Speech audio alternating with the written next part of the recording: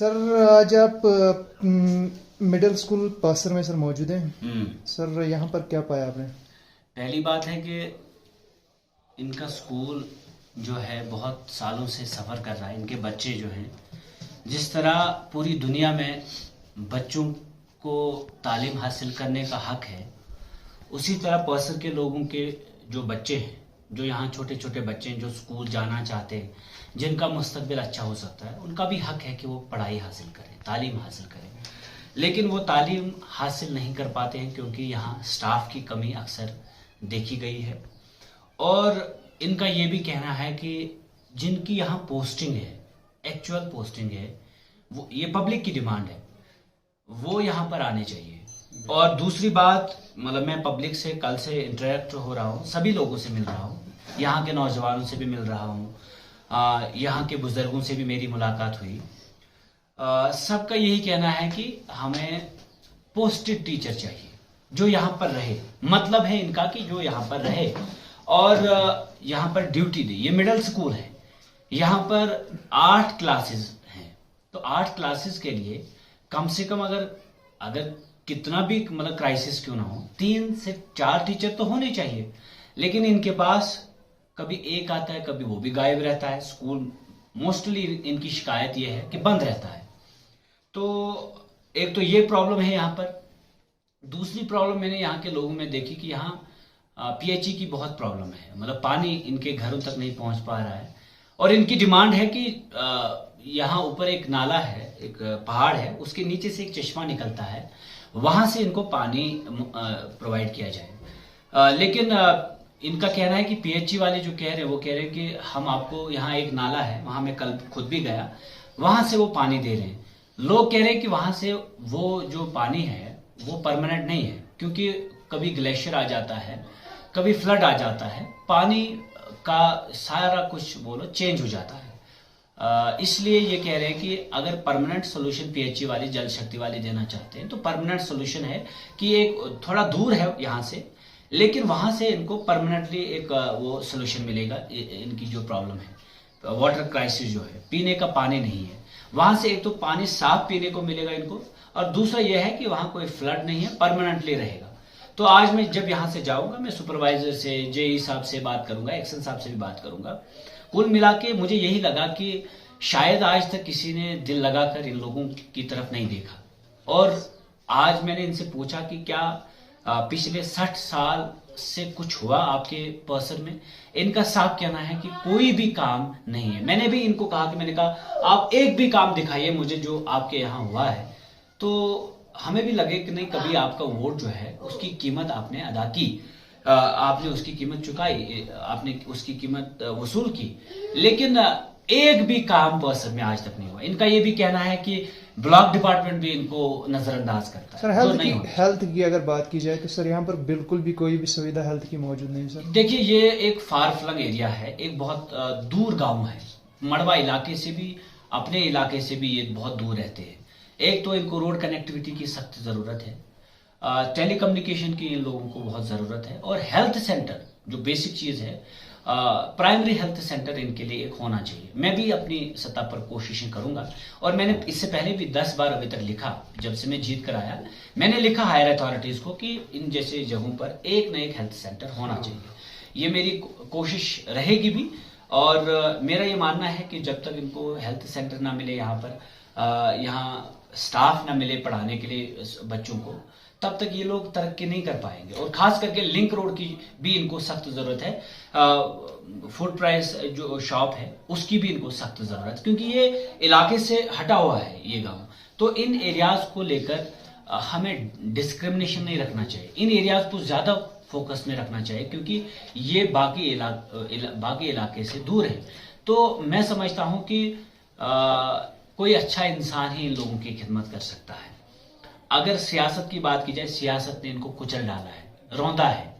यहाँ के नौजवानों की तरफ नहीं देखा, यहाँ के बुजुर्गों की तरफ नहीं देखा। पेंशन केसेस नहीं बन रहे इनके, लाडली बेटी के केसेस इनके नहीं बन पा रहे, इनकी जो गवर्नमेंट की जो स्कीम्स हैं वो इन तक नहीं पहुंच पा रही है। तो हमारी ये प्रायोरिटी होनी चाहिए। हम यहाँ से 1-2 लड़कों को तैयार करेंगे जो मुझ तक पहुंचा करेंगे। कहने का मतलब ये कि इनको मैं ये कहता हूं कि मेहनत आप खुद करें, मदद मेरी होगी, और जहां जहां इनको फिर मेरी मदद की जरूरत होगी मेहनत ये खुद करें, यहां से प्रॉब्लम को आइडेंटिफाई करके लाएं, हम फिर मिलकर उनका मतलब कहीं ना कहीं। सर यहाँ पर यहाँ के कुछ लोग जुड़े हुए उनसे बात करेंगे और उनसे हाँ, जानेंगे। आप हमें थोड़ा बताएं कि यहाँ पर आपको किन किन मुश्किलात का सामना करना पड़ता है। जैसे कि हम क्या कहें कि मतलब कि छोटी सी भी जरूरत के लिए हमने 12-13 किलोमीटर का सफर करना पड़ता है। जैसे आजकल गाड़ियां शाड़ियां भी चलती है तो 1-2 किलोमीटर हम सफर फिर भी करते हैं। लेकिन जैसे विंटर में अगर हमें किसी को सिर दर्द या मतलब और कोई भी बीमारी, छोटी बीमारी, तो हमने 12-13 किलोमीटर हमने और अपनी जान हमने जोखिम में डाल के हमने 12 या 13 किलोमीटर सफर करना पड़ता है। जैसे एक बार एक केस की डेथ भी हुई, एक पेशेंट था, डिलीवरी का मसला था, हमने यहां से लेके तकरीबन हम कोई सारा गांव था इकट्ठा होके, तो 3-4 दिन वो बेचारी पहले बीमार रही, उसके बाद उसकी डेथ भी, पता नहीं कितने केसेस आज तक ऐसे भी हुई कि मौत वाक़ा हुई। हमारी तरफ कोई तवज्जो नहीं देते, इलेक्शनों पे आते हैं ऐसे ही, मतलब कि हाँ हमें झूठे तसल्ली देके ऐसा करेंगे वैसा करेंगे, हमने ऐसा प्लान में ये रखा वो रखा, बस यही इन्हीं चीजों पे। इससे पहले यहाँ कोई आया जीत के, जो मतलब एमएलए या कोई एमएलसी जब जीता, तो जीतने के बाद यहाँ पर कोई आया आज तक? नहीं, ये मतलब पहली दफा हुआ है कोई जीत के हमारे गांव में आया है। ये मैंने जिंदगी में, मतलब मैं भी कोई 22-23 साल का हूं, मैंने पहली बार देखा है कि कोई जीत के यहाँ पे फिर आया, यानी कि 1 साल से पहले ही आया, तकरीबन जीत के बाद कोई 5-6 महीने बाद आया, ये पहली बार जिंदगी में। क्या आपको क्या उम्मीदें हैं जफर साहब से? आपको एज ए डीडीसी मेंबर आपको क्या उम्मीदें हैं इनकी? जैसे कि क्या कहे कि जफर साहब ने मतलब कि हमें कहां से कहां पहुंचाया। पहले एक हौसला होता है, जफर साहब के साथ में मतलब सोशल मीडिया पे भी जुड़ा हुआ रहता हूं पहले से भी, यानी इससे पहले डीडीसी मेंबर से पहले भी, तो जफर साहब की बड़ी कोशिशें रही, पहले से ही बड़ी कोशिशें रही मड़वा को कहीं आगे ले जाने की।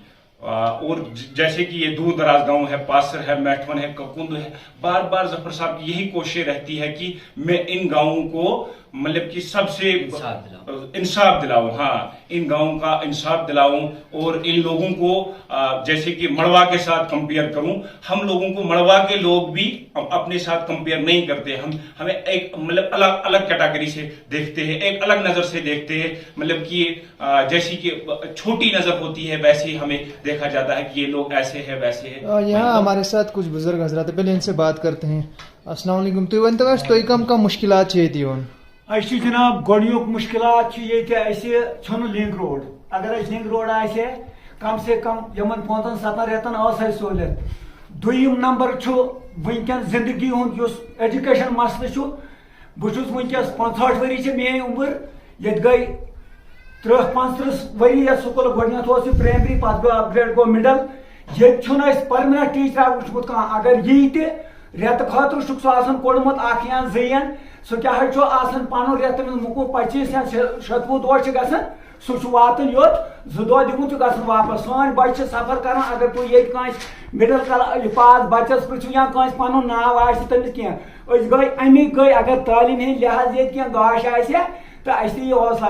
3 मसल क्या ये अगर लोकट मोकट हेल्थ सेंटर आस दरबदर ये गई तम तह केस क्या वो लड़कन मेन ये मेन सी हादसों कोर तमिस डिलीवरी मसल गो पूर गांव पन पान हलाकत मं जनवरी फरवरी मड़ो वो शाम तम पे तक हपर दिजाय मिनिस्टरन फरियाद कर फोन ओड बोज बगैर खुदाई कह तो मकसद सह अल्लाह ताला टर्ट गम सह नी तम आये 3 दिन वापस तिथ गई ये 1000 मसल।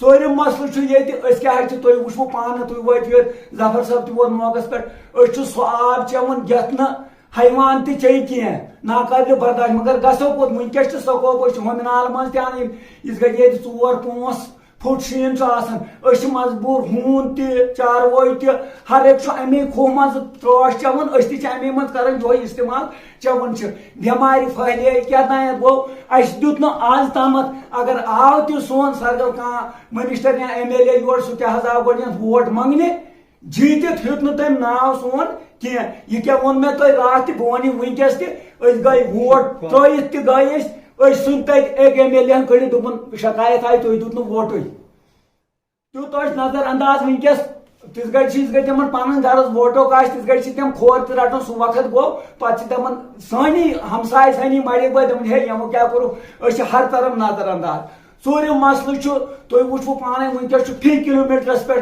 स्टोर सिस्टम अस पेवन 12-13 किलोमीटर अन राशन युर्दू पे ये अगर कह बन है ये तुहद दस्त सो मेहरबान अस तवक्का गो खुदा नबी सद तम पे जफर सपन यम यम मसल ब्या मसल ये मालस पे गुजार कर अगर ये शीप सेंटर आए लोकुट मुकुट कह ये तुम वो मे रात तेरह वाइल खतर पे 20-25 किलोमीटर सफर कर तो अगर बने कुछ मेडिकल दुकान पे शीप वाले नश दपान अस वाइल दह तम हाथ मोची ये स्टाफ क्या करो। जी सर, आपने सुना सर इन लोगों के ज़बानी सर जी इनके दर्द सुनकर सर देखिए ये दर्द तो मुझे पहले से मालूम थे जी। जो इलाके को पहले दर्द मिले, जैसे इनकी जुबानी आपने सुना कि मतलब एक MLA ने इनको घर से निकाला, कहा कि आपने वोट नहीं दिया है। और आज आप ही के माध्यम से मैं ये भी कह देना चाहता हूँ लोगों को, मड़वा इलाके को, हाथरी से लेके मैठवन, कोकंदू और पसर तक, कि चाहे मुझे आपने वोट किया या नहीं किया उससे कोई फर्क नहीं पड़ता। ये इलेक्शन का टाइम होता है, उस वक्त हम अपने अपोनेंट्स की कमियों को भी गिनाते हैं, फिर अवाम डिसाइड करती है कि उन्होंने वोट किसको करना है। लेकिन उसके बाद आज अगर मैं लीडर हूं यहाँ का, मैं DDC मेंबर सबका हूं, किसी एक का नहीं। किसी को भी कोई दिक्कत हो, जेन्युइन प्रॉब्लम हो, हक के बेस पे इशू हो, सर डेमोक्रेसी में कहीं भी डिस्क्रिमिनेशन का सर सवाल ही पैदा नहीं बिल्कुल नहीं होना चाहिए। इवन की मतलब राइट टू इक्वालिटी एक आर्टिकल है, बिल्कुल, तो वो फंडामेंटल राइट है हमारा कि और दूसरी बात है कि किसी भी बेस पे, ना कास्ट की बेस पे, ना रीजन की बेस पे, ना रिलीजन की बेस पे हम डिस्क्रिमिनेशन कर सकते हैं। लेकिन यहाँ लोगों का ये कहना है कि हमारे साथ एक सौतीली माँ का व्यवहार किया गया है, कि हमेशा नजरअंदाज किया गया, जबकि वोट इनके पास है और पंचायत में इनको अपना शेयर मिलना चाहिए। उसके लिए एक अच्छी लीडरशिप की जरूरत होती है और नियत की जरूरत होती है, पॉलिटिकल विल की जरूरत होती है। इन लोगों को अगर कम से कम एक वाटर कनेक्शन ही आज तक किसी लीडर ने दिया होता अच्छे से, मुझे लगता कि बहुत होता, ये लोग खुश होते आज। कम से कम मैं जब इनको कल पूछा वहां की एक काम गिनाओ मुझे 60-70 साल की सियासत में, तो मैं खुश हो जाऊंगा कम से कम। इन्होंने साफ इनकार किया कि यहां पर कोई भी काम नहीं हुआ। इवन कि मनरेगा का भी यहां ठीक से मैंने देखा कोई काम नहीं हुआ, पेमेंट की शिकायतें आई, बहुत सारी चीजें इनके साथ बहुत प्रॉब्लम्स हो रही हैं। बट मैं एज ए लीडर ऑफ मड़वा इनको एश्योर करता हूं आप ही के माध्यम से कि आप मेरे 5 साल दौर में अपने पर्सन में कुछ चेंजिंग्स देखेंगे जमीनी सतह पर, और आपको ये महसूस भी होगा इंशाल्लाह। तो हम कोशिश करें, खास करके फूड की प्रॉब्लम है इनको, फूड प्राइस शॉप है, हेल्थ सेंटर है, प्रॉब्लम्स बहुत है। अब मेरी एक छोटी सी जो पोजीशन जो इन्होंने मुझे दी, हालांकि उसमें बड़ी इज्जत छुपी हुई है, उसी छोटी सी पोजीशन के अंदर मैं अपनी सारी कोशिशें करूंगा और इंशाल्लाह ताला मुझे यकीन है कि कोशिश करने वालों की कभी हार नहीं होती और हम अपनी कोशिशों में इंशाल्लाह कामयाब। दिन भर की सभी खबरों के लिए सब्सक्राइब कर दीजिए हमारी ऑफिशियल चैनल को और साथ ही साथ बेल आइकन भी दबा दीजिए ताकि आप हो सके हर खबर से वाकिफ।